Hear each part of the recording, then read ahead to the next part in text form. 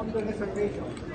Because if you note in the respective pre-trial dates, they submitted the list of witnesses. But both parties are allowed to make reservations. Reservations of witnesses that are not yet available or known to them at the time of the pre-trial conference. And during the trial, they may submit or move before the court for the appearance of other witnesses that are not, whose names are not part of the pre-trial brief. So, if wala sa pre-trial brief, pwedeng palitawin pagdating ng Yes, trial? as long as they would make the proper reservation. Both made reservations too. I will have to check the records, but I do expect that both will make reservations. Pero sir, yung hindi siya technically surprise witness because No. because sir, Because meron prior notice pa rin days before. yes, each would have to notify the other party at least 3 days before the presentation of the witness. So it's not surprise in that sense, no?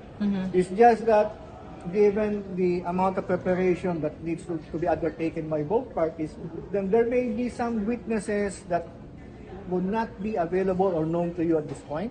So you make reservations. Attorney, is there room for motion to dismiss, and when is the time for that, sir? If you have to base it on the rules of procedure and impeachment trials, it doesn't talk of any motion to dismiss. Okay. But of course, I mean, in the Corona trial, I think there was a motion to quash. But those are motions or possible incidents that the impeachment court will have to handle in due time. Pero sir, di ba nagkaroon ng answer si VP dun sa articles of impeachment? At ang prayer doon is to dismiss. So ibig sabihin nitong nagpapatuloy ang pre-trial conference is practically junking that prayer or ano yun, sir? I would have wished, especially as clerk of court, to comment on that. Let's take it at face value. If it says that way in their answer, then let it be so. As clerk of court, yung sa kung magkakaroon ng spokesperson ang impeachment. I haven't been informed or advised of any court spokesperson. But during the impeachment trial, we can still interview you, sir. Kung hindi na rin kayo pwede, sir. Only on procedural matters, administrative matters. Yes. Pero sir, paano nyo... For the pre-trial, may deadline ba, sir? The logical deadline would be June 25 because based on the impeachment calendar that was released weeks before, it stated that we have to release the pre-trial order on June 25. So necessarily it must end before June 25 actually. So, if pre-trial Mainly a summation of what transpired during the pre-trial, if there were any agreements reached during the pre-trial. It's essentially a mini roadmap of how the trial will be conducted. and sir, will be open to public, sir? Kasi sa senators yun lang pakasabihin.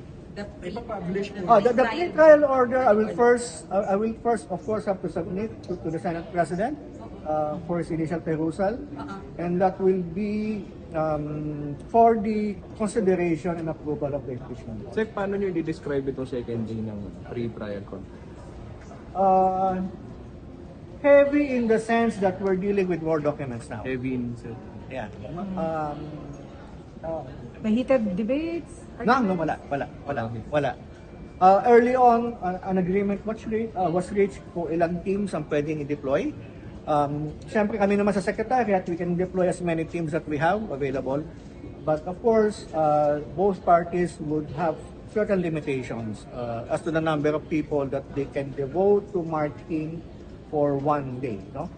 So for today, ang naging naging agreement is 2 teams each. We tried to increase it, but one party cannot afford to deploy one more team. June 25 nakapako na yun, sir, kahit pa mag-extend yung pre-trial conference. Sa akin, yun ang inabutan kong calendar. So Hindi na babago. I'm working on that. I'm working on Are we still that. on track for the July 6 kahit nag-extend sila ng pre-trial Yes, conference? yes. Tight, but we're still on track.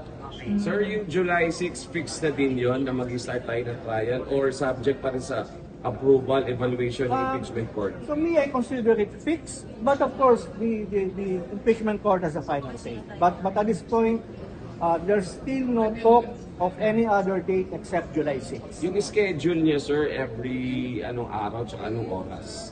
Until SORA, that's Monday, Tuesdays, Wednesdays at 2 p.m. Not And before then- SONA, sir. Before SONA. Yeah, before SONA. Before SONA. Before SONA. Just before SONA.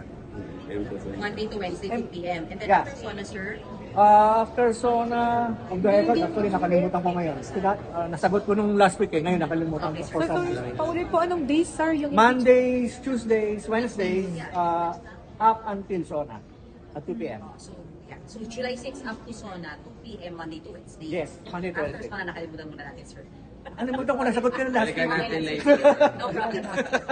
Okay. Thank you. Okay. Thank you, attorney. Sige. Thank you. Sir, adjourn sila by 5 p.m. today.